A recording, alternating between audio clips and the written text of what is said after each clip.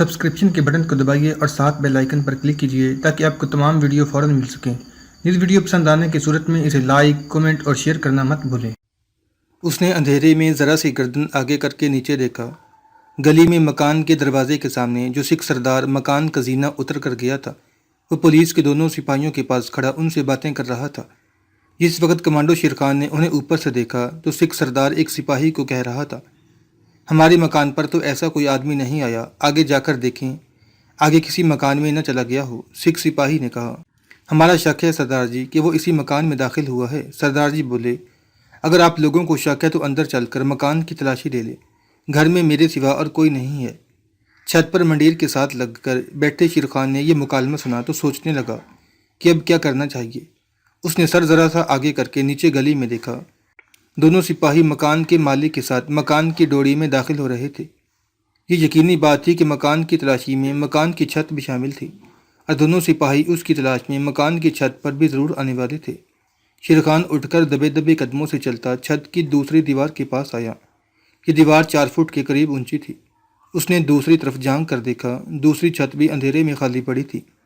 وہ آہستہ سے دوسری چھت پر اتر گیا اور قدموں کی آواز پیدا کیے بغیر اس چھت پر سے بھی گزر کر اس کی دیوار پر سے تیسرے مکان کی چھت پر کود گیا۔ یہ مارچ اپریل کے دن تھے اور 2-1 روز پہلے امرتسر میں بارش ہو چکی تھی، جس کی وجہ سے رات کو سردی ہو جاتی تھی اور چھتوں پر لوگوں نے ابھی رات کو سونا شروع نہیں کیا تھا۔ وہ تیسرے مکان کی چھت پر اس طرح کودا تھا کہ آواز پیدا نہ ہو۔ چھت پر اندھیرا تھا، گلی میں کمیٹی کے لیمپ کی روشنی ہو رہی تھی۔ شیرخان کو گلی میں لوگوں کی آوازیں سنائی دیں۔ اس نے دبے پاؤں منڈیر کے پاس آ کر گلی میں جھانک کر دیکھا۔ یہ دیکھ کر اسے مزید پریشانی ہوئی کہ گلی میں اب پولیس کے 6-7 سپاہی موجود تھے اور کچھ لوگ بھی مکانوں سے نکل کر ان کے پاس آ کر باتیں کرنے لگے تھے۔ اس کا مطلب تھا کہ پولیس نے گلی کا محاصرہ کر لیا ہوا تھا۔ ضرور کسی سپاہی نے شیرخان کو مکان کی ڈوڑی میں داخل ہوتے ہوئے دیکھ لیا تھا۔ شیرخان نے سوچا کہ جتنی جلدی ہو سکے اس گلی سے نکلنے کی کوشش کرنی چاہیے، ورنہ پولیس کے ہتھے چڑھ جائے گا۔ یہ گلی بائیں جانب یعنی جس طرف ریلوے لائن تھی اس طرف بند تھی اور دائیں جانب گھوم کر ایک اور گلی کے ساتھ مل گئی تھی۔ کچھ عورتیں ایک مکان کے باہر بیٹھی باتیں کر رہی تھیں۔ شیرخان تیزی سے ان کے قریب سے گزر گیا۔ یہ عورتیں اس کی گواہ بن گئی تھیں۔ وہ پولیس کے پوچھنے پر بتا سکتی تھیں کہ انہوں نے ایک اجنبی شخص کو تیز تیز قدموں سے جاتے دیکھا ہے۔ اس لحاظ سے شیرخان کے لیے ضروری ہو گیا تھا کہ وہ شریف پورے کے اس سارے علاقے سے ہی نکل جائے۔ وہ جس گلی میں سے گزر رہا تھا وہ آگے جا کر شریف پورے کے بڑے بازار میں مل جاتی تھی۔ بازار میں دکانیں کھلی تھیں اور خوب روشنی ہو رہی تھی۔ شیرخان کسی کی طرف دھیان دیے بغیر جلدی جلدی بازار میں سے گزر گیا۔ اب وہ جی ٹی روڈ پر تھا۔ اتفاق سے شیرخان جی ٹی روڈ کے ایک بس سٹاپ پر نکلا تھا جہاں ایک بس پیچھے سے آ کر ابھی کھڑی ہوئی تھی اور کنڈکٹر آواز لگا رہا تھا، اسٹیشن دائم گنج، اسٹیشن دائم گنج۔ یہ بس کمانڈو شیرخان کو اس علاقے سے دور لے جا سکتی تھی۔ شیرخان جلدی سے بس میں داخل ہو گیا۔ بس میں ہندو سکھ مسافر بیٹھے تھے۔ شیرخان نے وہی بنگالی طرز کا کھدر کا کرتا پاجامہ پہن رکھا تھا۔ یہ ہندوانہ لباس بھی تھا۔ وہ ایک خالی سیٹ پر بیٹھ گیا۔ کنڈکٹر نے بس کی دیوار پر ہاتھ مار کر کہا، چلو جی چلو، اور بس اسٹیشن کی طرف چل پڑی۔ بس شریف پورے کے علاقے سے نکل کر ریلوے کے پل پر سے گزرتی ہوئی اس سڑک پر آ گئی جو سیدھی امرتسر ریلوے اسٹیشن کو جاتی تھی۔ بس ریلوے اسٹیشن کے سٹاپ پر رکی تو کمانڈو شیرخان نے اپنا سر نیچے کر لیا اور اپنے کرتے کے دامن سے یوں ہی اپنی آنکھیں صاف کرنے لگا۔ اسٹیشن پر اسے خطرہ تھا کہ پولیس اور انٹیلیجنس کے آدمی بھاری تعداد میں وہاں منڈلا رہے ہوں گے۔ بس میں سے کافی مسافر اتر گئے، کچھ مسافر سوار ہو گئے۔ بس آگے دائم گنج کی طرف روانہ ہو گئی۔ دائم گنج قیام پاکستان سے پہلے امرتسر کی مسلمان آبادی تھی۔ پاکستان بننے کے بعد یہاں کے مسلمان بھی پاکستان ہجرت کر گئے اور یہاں پر زیادہ تر سکھ شرنارتھی آباد ہو گئے تھے۔ دائم گنج کی طرف شیرخان اس لیے چل پڑا تھا کہ وہ شریف پورے اور ریلوے اسٹیشن کے خطرناک علاقے سے دور نکل جانا چاہتا تھا۔ ان علاقوں میں اس کے پکڑے جانے کا خطرہ ہر لمحہ موجود تھا۔ اگر اس وقت اسے کوئی بس جلندھر کی طرف جاتی ہوئی مل جاتی تو وہ اس میں بھی سوار ہو جاتا، لیکن اتفاق سے اسے جو بس ملی وہ اسٹیشن اور آگے دائم گنج کی طرف جا رہی تھی۔ چنانچہ وہ اسی میں سوار ہو گیا۔ بس دائم گنج پہنچ کر رک گئی۔ کچھ مسافر یہاں اترے۔ کمانڈو شیرخان بھی ان کے ساتھ ہی اتر گیا اور جو بازار سامنے نظر آیا اسی میں چل پڑا۔ یہ شروع رات کا وقت تھا۔ بازار میں کچھ دکانیں بند تھیں، کچھ کھلی تھیں۔ اچانک شیرخان کی ایک سینما ہاؤس پر نظر پڑی۔ وہاں کسی بھارتی فلم کا بہت بڑا رنگین بورڈ لگا تھا جس کے گرد چھوٹے چھوٹے سرخ اور نیلے کمکمے جل رہے تھے۔ شیرخان اس سینما ہاؤس کے اندر کم از کم رات کا آدھا حصہ گزار سکتا تھا۔ وہ سینما ہاؤس کی لابی میں آ گیا۔ ٹکٹ والی کھڑکی کھلی ہوئی تھی۔ اس نے فرسٹ کلاس کا ایک ٹکٹ لیا اور ہال میں جا کر بیٹھ گیا۔ بھارتی فلم شروع تھی۔ فرسٹ کلاس میں کافی لوگ بیٹھے تھے۔ شیرخان اندھیرے اور کچھ روشنی میں ٹٹول ٹٹول کر پیچھے دیوار کے ساتھ والی سیٹ پر بیٹھ گیا۔ جب وہ آرام سے بیٹھ گیا تو اس نے ہال پر ایک اچھڑتی ہوئی نظر ڈالی۔ درمیانے درجے کا سینما ہاؤس تھا۔ ہال کی اکثر سیٹیں خالی تھیں۔ جہاں وہ بیٹھا تھا وہاں کچھ نشستیں چھوڑ کر ایک عورت اکیلی بیٹھی فلم دیکھ رہی تھی۔ شیرخان اپنی سیٹ پر بڑا محتاط ہو کر بیٹھا تھا اور تھوڑی تھوڑی دیر بعد سینما ہاؤس کے دروازوں کی طرف بھی دیکھ لیتا تھا کہ وہاں سے کوئی پولیس والا تو اس کی تلاش میں اندر نہیں آ گیا۔ فلم ختم ہو گئی تو سینما ہال کی بتیاں روشن ہو گئیں۔ کمانڈو شیرخان اپنی سیٹ پر نیم دراز ہو گیا تاکہ وہ لوگوں کی نظروں میں نہ آئے۔ ہال میں بیٹھے ہوئے کافی لوگ اٹھ کر چلے گئے مگر فرسٹ کلاس اور سیکنڈ کلاس میں کچھ لوگ بیٹھے رہے۔ معلوم ہوا کہ اس سینما ہاؤس میں پہلے شو سے لے کر آخری شو تک ٹکٹ کھلے رہتے ہیں۔ جس کا جس وقت جی چاہے ٹکٹ لے کر ہال میں بیٹھ سکتا تھا۔ شیرخان سے 3-4 سیٹیں چھوڑ کر جو عورت بیٹھی تھی فلم ختم ہونے کے بعد وہ بھی بیٹھی رہی۔ پکوڑے اور روٹی بیچنے والا ایک لڑکا شیرخان کے قریب سے گزرا تو اس نے لڑکے سے 2 روٹیاں اور پکوڑے لیے اور خاموشی سے کھانے لگا۔ اسے بڑی بھوک لگ رہی تھی۔ سینما ہال میں خوب روشنی ہو رہی تھی۔ اس روشنی میں شیرخان نے ایک بار پکوڑوں کے ساتھ روٹی کھاتے کھاتے 3-4 سیٹیں چھوڑ کر بیٹھی ہوئی عورت کی طرف دیکھا تو وہ یہ دیکھ کر ایک دم محتاط ہو گیا۔ عورت پہلے ہی سے اسے دیکھ رہی تھی۔ رات کے آخری شو کے لیے لوگوں نے ہال میں آنا شروع کر دیا تھا۔ شیرخان ایسے حالات میں پھنس چکا تھا کہ جو کوئی بھی اسے نظر بھر کر دیکھتا تھا اسے اس پر شک ہو جاتا تھا کہ کہیں وہ انٹیلیجنس کا آدمی نہ ہو۔ فلم شروع ہونے سے پہلے ایک گھنٹی بجنے لگی۔ شیرخان نے کن اکیوں سے اس عورت کی طرف دیکھا۔ وہ عورت فرسٹ کلاس کے گیٹ کی طرف دیکھ رہی تھی اور کچھ بے چین سی نظر آ رہی تھی۔ شیرخان نے گیٹ کی طرف نگاہ اٹھا کر دیکھا۔ ابھی فلم شروع نہیں ہوئی تھی اور ہال کی بتیاں روشن تھیں۔ شیرخان کچھ گھبرا سا گیا۔ اس نے دیکھا کہ فرسٹ کلاس کے گیٹ پر ایک پولیس کانسٹیبل گیٹ کیپر سے باتیں کر رہا ہے۔ گیٹ کیپر نے اس طرف اشارہ کیا جہاں شیرخان بیٹھا تھا۔ پولیس کانسٹیبل جو وردی میں تھا اس کی طرف بڑھا۔ کمانڈو شیرخان کے بدن میں ایک سنسناہٹ سے دوڑ گئی۔ وہ اٹھ کر بھاگ نہیں سکتا تھا۔ فرسٹ کلاس کا صرف وہی ایک دروازہ تھا جدھر سے پولیس کانسٹیبل اس کی طرف آ رہا تھا۔ پھر ایسا ہوا کہ اچانک 3 سیٹیں چھوڑ کر بیٹھی ہوئی عورت اٹھ کر کمانڈو شیرخان کے پاس آ بیٹھی اور اس کا ہاتھ تھام لیا۔ شیرخان نے گھبرا کر اس کی طرف دیکھا۔ عورت خوبصورت اور جوان تھی۔ اس نے شیرخان سے کہا چپ چاپ بیٹھے رہو، کسی بات کا جواب نہ دینا۔ اتنے میں پولیس کانسٹیبل کمانڈو شیرخان کے سامنے آ گیا۔ کمانڈو شیرخان کو یقین ہو چکا تھا کہ وہ پولیس کے قابو آ گیا ہے۔ ایک پولیس کانسٹیبل اس کے سامنے کھڑا تھا اور 2 کانسٹیبل سینما ہال کی گیٹ پر اندر کی جانب گیٹ کیپر کے پاس کھڑے اس کی جانب دیکھ رہے تھے۔ جو پولیس کانسٹیبل سامنے کھڑا تھا اس سے شیرخان نظریں چرانے کی کوشش کر رہا تھا۔ خوبصورت جوان عورت شیرخان کی ساتھ والی سیٹ پر بیٹھی تھی اور اس نے شیرخان کا ہاتھ اپنے ہاتھ میں لے رکھا تھا۔ شیرخان کی کچھ سمجھ میں نہیں آ رہا تھا کہ یہ عورت جو سینما ہال کی سیکنڈ کلاس میں اس سے 3 سیٹیں چھوڑ کر بیٹھی تھی اچانک اٹھ کر اس کی ساتھ والی سیٹ پر آ کر کیوں بیٹھ گئی تھی۔ پھر اس نے شیرخان کا ہاتھ جلدی سے اپنے ہاتھ میں کیوں لے لیا تھا اور اسے یہ کیوں کہا تھا کہ چپ رہنا، کوئی بات نہ کرنا۔ پولیس کانسٹیبل نے عورت کو مخاطب کر کے کہا گوبندی، ہمیں تو صبح ہی رپورٹ مل گئی تھی کہ تم پٹیالے سے امرتسر پہنچ گئی ہو۔ تم نے آتے ہی تھانے میں رپورٹ کیوں نہیں کی؟ اس عورت کا نام گوبندی تھا۔ گوبندی نے اس دوران اپنی پرس میں سے سگریٹ کا پیکٹ نکال کر ایک سگریٹ سلگا لیا تھا۔ اس نے سگریٹ کا پیکٹ کانسٹیبل کی طرف بڑھاتے ہوئے کہا سگریٹ پیو۔ کانسٹیبل نے کہا اس وقت میں سگریٹ نہیں پی سکتا۔ یہ بتاؤ کہ تم نے تھانے میں اب تک اپنی امرتسر میں آمد کی رپورٹ کیوں نہیں کی؟ گوبندی نے جیسے کانسٹیبل کی بات سنی ہی نہیں تھی۔ اس نے پرس میں سے سگریٹ کا ایک بند پیکٹ نکال کر کانسٹیبل کی طرف بڑھایا اور کہا اسے ڈیوٹی سے فارغ ہو کر پینا، اس میں تمہارے لیے 500 روپے کا ایک نوٹ بھی ہے، یہ تمہارا تحفہ ہے جو میں پٹیالے سے لائی ہوں۔ پولیس کانسٹیبل نے چپکے سے سگریٹ کا پیکٹ لیا اور شیرخان کی طرف اشارہ کرتے ہوئے پوچھا یہ تمہارا پٹیالے کا کوئی یار ہے؟ گوبندی نے کہا یہ میرا یار نہیں، میرا پتی ہے، اس کا نام مکھی شاہ ہے، میں نے پٹیالے میں شادی کر لی تھی۔ کانسٹیبل نے کہا یہ بولتا کیوں نہیں، بس دیکھے جا رہا ہے۔ گوبندی نے کہا یہ پٹیالے کی جیل میں 7 سال قید کاٹ کر آیا ہے، وہاں اسے اتنا مارا پیٹا گیا تھا کہ اس کی زبان بند ہو گئی ہے۔ مجھے اس سے پریم ہو گیا تھا، میں نے اس سے بیاہ رچا لیا، اب تم یہاں سے دفع ہو جاؤ، میں کل تھانے میں آ کر رپورٹ کر دوں گی۔ پولیس کانسٹیبل بولا ضرور آ جانا، یہ میری نوکری کا معاملہ ہے۔ گوبندی نے سگریٹ کا کش لگا کر کہا ہاں آ جاؤں گی، اب مجھے اپنے پتی کے ساتھ آرام سے فلم دیکھنے دو۔ پولیس کانسٹیبل مسکراتا ہوا واپس چلا گیا۔ سینما ہال میں بیٹھے بیٹھے 10-15 منٹ کے اندر ایک ایسا ڈرامہ ہو گیا تھا کہ جس پر شیر خان کو ابھی تک یقین نہیں آ رہا تھا۔ گوبندی نام کی اس عورت نے پولیس سے اپنا بچاؤ کرتے ہوئے غیر شعوری طور پر کمانڈو شیر خان کو بچا لیا تھا۔ جب پولیس کانسٹیبل چلا گیا تو کمانڈو شیر خان نے اس عورت سے کہا، کیا میں اب بول سکتا ہوں؟ وہ عورت جس کا نام گوبندی تھا اور جو بستہ الف کی جرائم پیشہ عورت تھی، شیر خان کے اس سوال پر بے اختیار ہنس پڑی اور کہنے لگی، ہاں اب تم بات کر سکتے ہو، لیکن اگر تم ابھی نہ ہی بولو تو اچھا ہے۔ پھر اس نے امرتسر پولیس کو گالی دی اور بولی۔ جہاں وہ دونوں بیٹھے تھے ان کے قریب قریب کوئی تماشا ہی نہیں تھا۔ گوبندی نے اسی طرح شیر خان کا ہاتھ اپنے ہاتھ میں لے رکھا تھا، کہنے لگی، تمہارے ہاتھ بڑے کھردرے ہیں، کیا تم خراد کا کام کرتے ہو؟ شیر خان نے کہا، تم نے خوب پہچانا ہے گوبندی، میں خراد کا ہی کام کرتا تھا، آج کل بیکار ہوں، فیروز پور سے یہاں کام کی تلاش میں آیا تھا۔ اتنے میں ہال کی روشنیاں بجھ گئیں اور فلم شروع ہو گئی۔ گوبندی نے شیر خان کا ہاتھ ابھی تک اپنے ہاتھ میں پکڑ رکھا تھا اور کہنے لگی، تمہارا نام کیا ہے؟ شیر خان نے دو چار ہندوانہ نام ہر وقت اپنے ذہن میں تیار رکھے ہوتے تھے۔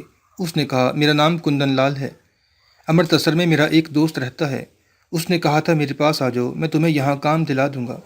یہاں آیا تو معلوم ہوا کہ میرا دوست چندی گڑھ چلا گیا ہے۔ اس وقت فیروز پور کی کوئی گاڑی وغیرہ بھی نہیں جاتی تھی۔ سوچا کچھ رات فلم دیکھ کر گزار لیتا ہوں، باقی رات اسٹیشن پر بیٹھ کر گزار دوں گا اور کل کسی گاڑی میں بیٹھ کر فیروز پور واپس چلا جاؤں گا۔ گوبندی نے کوئی جواب نہ دیا۔ وہ شیر خان کے ہاتھ کو دونوں ہاتھوں میں لے کر اسے آہستہ آہستہ سہلا رہی تھی، کہنے لگی، مجھے مردوں کے سخت ہاتھ بڑے اچھے لگتے ہیں۔ تمہاری شادی ہو گئی ہے؟ شیر خان نے کہہ دیا، شادی ہوئی تھی مگر 2 سال بعد میری پتنی سرگباش ہو گئی۔ گوبندی نے پوچھا، کہ تم اپنی پتنی کو پیٹا کرتے تھے؟ شیر خان سمجھ گیا تھا کہ یہ جرائم پیشہ عورت کس ٹائپ کی ہے۔ اس نے کہا، ہاں کبھی کبھی اسے مارا پیٹا کرتا تھا۔ گوبندی نے کہا، عورتوں کو مارنے پیٹنے والے مرد مجھے بڑے پسند ہیں۔ شیر خان نے گوبندی سے اپنا ہاتھ چھڑانے کی بالکل کوشش نہیں کی تھی۔ اسے امید پیدا ہو گئی تھی کہ اس عورت گوبندی کی مدد سے وہ کم از کم ایک رات کسی محفوظ جگہ پر ضرور گزار سکتا ہے۔ اس کے دل میں ایک سوال بار بار پیدا ہو رہا تھا۔ آخر اس نے گوبندی سے پوچھ لیا تھا، تم نے پولیس کے سپاہی سے جو باتیں کہی ہیں وہ تم میرے بغیر بھی کہہ سکتی تھی، پھر تم میرے پاس آ کر بیٹھنے، میرا ہاتھ تھامنے اور مجھے اپنا پتی ظاہر کرنے کی کیا ضرورت تھی؟ گوبندی نے امرتسر کی پولیس کو گالی دے کر کہا، تم ان کتوں کو نہیں جانتی، اگر میں تمہیں اپنا پتی ظاہر نہ کرتی تو ان لوگوں نے مجھے پکڑ کر اپنے خفیہ اڈے پر لے جانا تھا اور ساری رات خراب کرنا تھا۔ مجھے نفرت ہے پولیس والوں سے۔ یہ تو اچھا ہوا کہ تم اکیلے بیٹھے تھے اور میں نے تمہیں اپنا پتی بتا دیا۔ میں نے تمہیں گونگا اس لیے ظاہر کیا تھا کہ تم پولیس کے آگے کوئی الٹی سیدھی بات نہ کر دو۔ فلم کا انٹرول ہوا تو گوبندی نے چائے پیسٹری منگوا لی، کہنے لگی، شو ختم ہونے کے بعد تم کہاں جاؤ گے؟ شیر خان نے کہا، یہاں سے سیدھا اسٹیشن پر جا کر بیٹھ جاؤں گا، صبح کسی گاڑی میں بیٹھ کر فیروز پور چلے جاؤں گا۔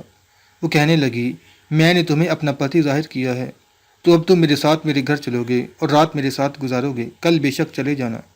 شیر خان نے سوچا کہ چلو رات بسر کرنے کا انتظام تو ہوا، صبح وہ منہ اندھیرے کسی طرف کو نکل جائے گا۔ فلم کا شو ختم ہوا تو گوبندی کمانڈو شیر خان کو اپنے مکان پر لے گئی۔ اس کا مکان دائم گنج ہی کی آبادی میں بہت آگے کی جانب ایک نالے کے قریب تنگ گلی میں تھا۔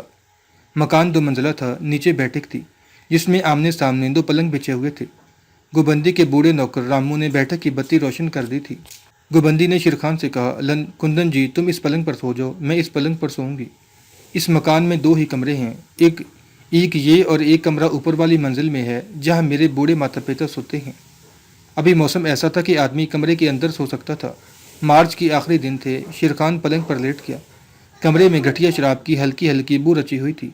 گوبندی نے بجلی کی روشنی میں شیر خان کی موجودگی ہی میں اپنی ریشمی ساڑی اتار کر دوسری سادہ سی ساڑی پہنی اور بستر پر لیٹ گئی اور کہنے لگی، تمہیں بجلی کی روشنی تو ضرور تنگ کرے گی کندن جی، مگر میں اندھیرے میں نہیں سو سکتی۔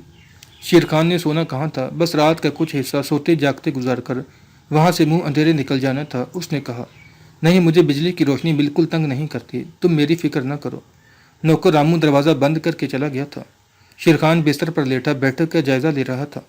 چھت کے ساتھ ایک پنکھا لٹک رہا تھا۔ دیوار پر بھارت کی فلم ایکٹروں کے 3-4 کیلنڈر لگے تھے۔ ایک جگہ دیوار پر کرشن مہاراج کی شیشے میں جڑی ہوئی تصویر بھی لگی تھی۔ شیر خان کا خیال تھا کہ گوبندی ابھی جاگ رہی ہوگی، لیکن کچھ ہی دیر بعد اس کے خراٹوں کی آواز آنے لگی۔ اس کے خراٹوں کی آواز بالکل مردوں جیسی تھی۔ شیر خان کو پلنگ پر لیٹے بمشکل آدھا گھنٹہ گزرا ہوگا کہ بیٹھک کا دروازہ آہستہ سے کھول کر ملازم رامو اندر داخل ہوا۔ کمانڈو شیر خان نے آنکھیں بند کر لیں اور یہ ظاہر کیا کہ وہ سو رہا ہے۔ ایسا اس نے کسی خاص مصلحت کے تحت نہیں کیا تھا، बल्कि महज इसलिए किया था कि रामू किसी ज़रूरी काम से आया है। वो गोबंदी को जगाने वाला है और गोबंदी उठकर कहीं फिर शेरखान से बातें न शुरू कर दे। रामू ने गोबंदी के शाने को हिलाते हुए कहा, बाली उठो, भूषण आया है।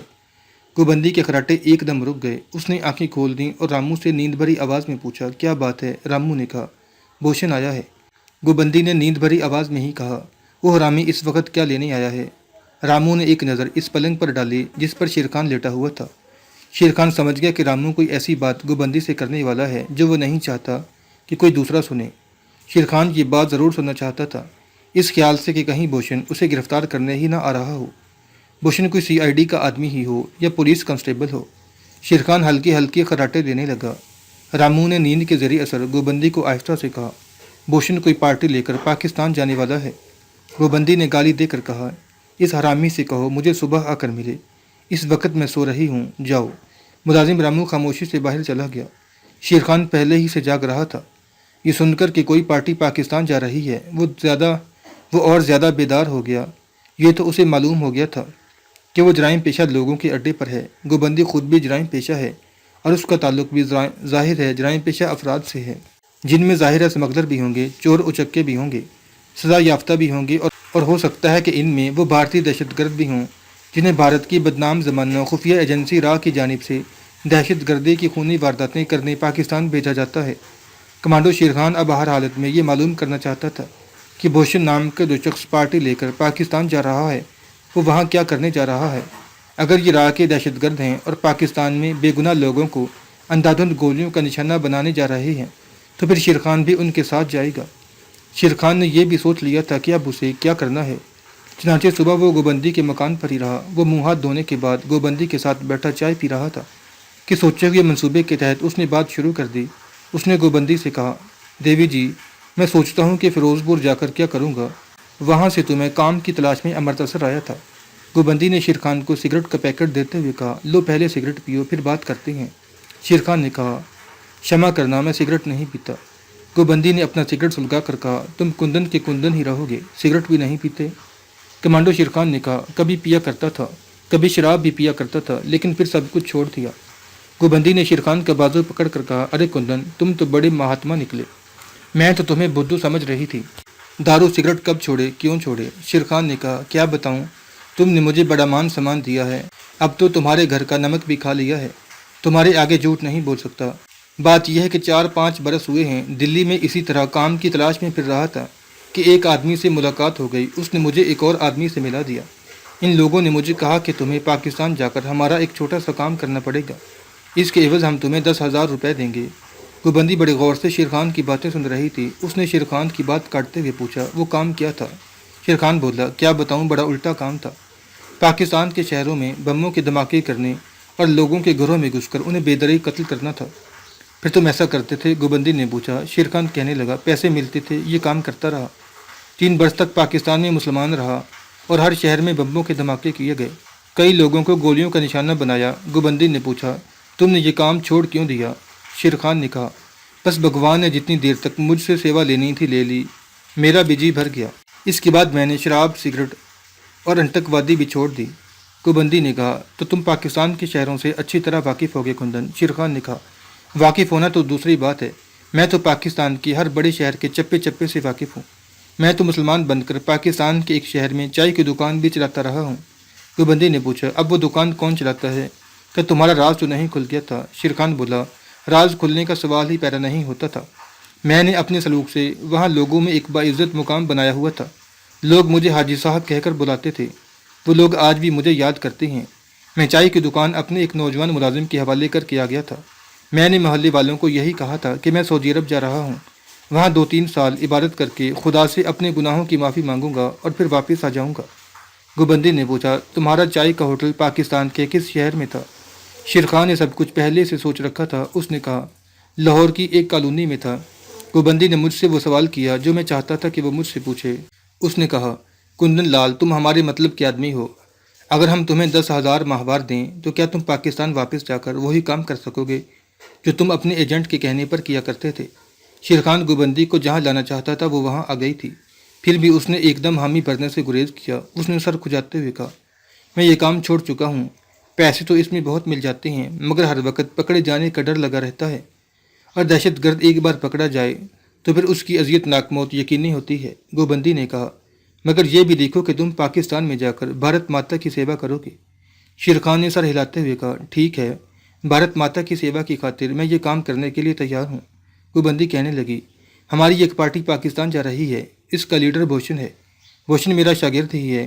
اس پارٹی میں ایک لڑکی کملا بھی شامل ہے جو مسلمان بن کر پاکستان میں کام کرے گی۔ بھوشن آج کسی وقت میرے پاس آ رہا ہے، وہ بھی پاکستان میں کئی جگہوں پر بم کے دھماکے کر چکا ہے، مگر اس بار یہ پارٹی ایک خاص مشن پر پاکستان جا رہی ہے۔ شیر خان کے کان کھڑے ہو گئے۔ اس نے پوچھا، یہ خاص مشن کیا ہے، کیا میں پوچھ سکتا ہوں؟ گوبندی نے کہا، تمہیں جانے سے پہلے سب کچھ بتا دیا جائے گا۔ ابھی تم میرے مکان میں ہی رہو گے اور باہر نہ نکلنا، کیونکہ تم پارٹی کے ساتھ پاکستان میں سمگل کیے جاؤ گے، اور میں نہیں چاہتی کہ یہاں تمہیں لوگ دیکھیں۔ باقی تم خود اس معاملے میں سمجھدار ہو۔ شیر خان کو ایک بہت بڑی دہشت گرد پارٹی کو پاکستان میں گرفتار کروانے اور اس خطرناک مشن کا کھوج لگانے کا بیٹھے بٹھائے موقع میسر آ گیا تھا، جس کے لیے یہ لوگ پاکستان میں سمگل کیے جا رہے تھے۔ اس نے کہا، میں ان باتوں کو بڑی اچھی طرح سے سمجھتا ہوں، تم فکر نہ کرو، میں مکان کے اندر ہی رہوں گا۔ سارا دن کمانڈو شیر خان بھارتی دہشت گرد کندن لال کی حیثیت سے جرائم پیشہ گوبندی کے مکان بلکہ ڈیرے پر بھارتی دہشت گردوں کا انتظار کرتا رہا۔ ان میں سے کوئی بھی نہیں آیا تھا۔ گوبندی تھوڑی دیر کے لیے ایک ضروری کام سے باہر گئی تو شیر خان کو تاکید کر گئی کہ وہ نیچے بیٹھک میں ہی رہے۔ شام کے وقت گوبندی واپس آ گئی، کہنے لگی، بھوشن ابھی تھوڑی دیر میں آ رہا ہے، میں نے اسے تمہارے بارے میں سب کچھ بتا دیا ہے۔ وہ یہ سن کر خوش ہوا ہے کہ ان کی پارٹی کو ایک ایسا اپنا آدمی مل گیا ہے جس کے پاس پاکستان میں چائے کے ہوٹل کی شکل میں ایک ٹھکانہ موجود ہے۔ شیر خان نے کہا، میں ان لوگوں کی ہر طرح سے پاکستان میں رہنمائی کروں گا، لیکن تم نے مجھے ابھی تک یہ نہیں بتایا کہ ہم کس مشن پر پاکستان جا رہے ہیں۔ گوبندی بولی، میں نے اس بارے میں پارٹی کے لیڈر بھوشن سے مشورہ کیا تھا۔ اس نے کہا ہے کہ چونکہ ہم نے ابھی تک پارٹی کے کسی آدمی کو اس خاص مشن کے بارے میں کچھ نہیں بتایا، اس لیے کندن لال یعنی تمہیں بھی ابھی تک نہیں بتایا جائے گا کہ ہمارا مشن کیا ہے۔ تو پھر ہمیں کیسے پتہ چلے گا کہ ہم پاکستان کیا کرنے جا رہے ہیں؟ گوبندی نے کہا، یہ تمہیں پاکستان پہنچنے کے بعد موقع آنے پر پارٹی لیڈر بھوشن سب کچھ بتا دے گا۔ بہتر ہے کہ ابھی تم اس بارے میں کوئی سوال نہ کرو۔ کمانڈو شیر خان خاموش ہو گیا۔ اسے معلوم تھا کہ ان دہشت گردوں کے اور خاص طور پر بھارت کی پاکستان دشمن خفیہ ایجنسی را کے دہشت گردوں کے بعض بڑے سخت اصول ہوتے ہیں اور وہ ان کی خلاف ورزی کبھی برداشت نہیں کرتے۔ رات کے 10 بج رہے تھے۔ گوبندی اوپر والے کمرے میں اپنے ماتا پتا کے پاس تھی کہ باہر سے کسی نے دروازے پر دستک دی۔ شیر خان نیچے بیٹھک میں بیٹھا تھا۔ بیٹھک کا دروازہ اس نے گوبندی کے کہنے پر اندر سے بند کیا ہوا تھا۔ اس نے دروازے کے ساتھ کان لگا لیے، یہ دیکھنے کے لیے کہ باہر سے کون آیا ہے۔ دوسری بار دستک ہوئی تو بوڑھے ملازم رامو نے ڈیوڑی کا دروازہ کھول دیا۔ ڈیوڑی میں پارٹی لیڈر بھوشن کی آواز سنائی دی۔ بائی جی کہاں ہیں؟ ملازم رامو نے کہا، اوپر ہیں، تمہارا ہی انتظار کر رہی ہیں۔ بھوشن اوپر چلا گیا۔ تھوڑی دیر کے بعد گوبندی پارٹی لیڈر بھوشن کو ساتھ لے کر نیچے بیٹھک میں آ گئی۔ اس نے شیر خان سے بھوشن کا تعارف کرایا اور کہا، بھوشن یہ کندن لال ہے۔ بھوشن 30-35 سال کا ایک صحت مند جوان تھا۔ چہرے پر بائیں جانب زخم کا لمبا نشان تھا۔ شکل ہی سے جرائم پیشہ لگتا تھا۔ رنگ سانولا تھا، پتلون قمیض پہن رکھی تھی، سگریٹ پی رہا تھا۔ بھوشن نے شیر خان پر ایک گہری نگاہ ڈالی اور اس سے ہاتھ ملاتے ہوئے بولا، بھائی تمہاری بڑی تعریف کر رہی تھی۔ گوبندی نے شیر خان سے کہا، کندن یہ پارٹی لیڈر بھوشن ہے، تم لوگ اس کے ساتھ پاکستان جاؤ گے اور اس کے ہر حکم کی پابندی کرو گے۔ شیر خان بولا، میں جانتا ہوں ہمیں اپنے پارٹی لیڈر کے حکم کے مطابق چلنا پڑتا ہے۔ بھوشن نے صوفے پر بیٹھے ہوئے شیر خان سے پوچھا، لاہور میں تمہاری کس جگہ پر چائے کی دکان ہے؟ شیر خان نے اسے جگہ کا نام بتایا اور کہا، میں 4.5 سال سے وہاں ایک مسلمان کی حیثیت سے چائے کا چھوٹا سا ہوٹل چلا رہا ہوں۔ پچھلے 1 سال سے بھارت واپس آ گیا ہوں، لیکن ہوٹل اپنے ایک پاکستانی ملازم کو دے آیا تھا۔ میں نے اسے یہی کہا تھا اور محلے والوں کو بھی یہی بتایا تھا کہ میرا دل دنیا سے بھر گیا ہے، اب چاہتا ہوں کہ سعودی عرب جا کر کچھ عرصہ عبادت کر کے اپنے گناہوں کی معافی مانگوں۔ بس یہ بہانہ بنا کر میں بارڈر کراس کر کے بھارت آ گیا۔ میرا ارادہ واپس جانے کا نہیں تھا۔ میں نے راہ کے اپنے ایجنٹ کو کہہ دیا تھا کہ اب میں پاکستان نہیں جاؤں گا، لیکن دیوی گوبندی جی نے جب بتایا کہ اس وقت بھارت ماتا کو میری ضرورت ہے تو میں آپ لوگوں کے ساتھ جانے پر تیار ہو گیا ہوں۔ بھوشن کہنے لگا، لاہور میں تمہارا گھر کس جگہ پر ہے اور کیا وہ محفوظ ہے؟ کمانڈو شیر خان کے پاس تو لاہور میں اپنا کوئی گھر نہیں تھا اور نہ ہی چائے کی کوئی دکان تھی۔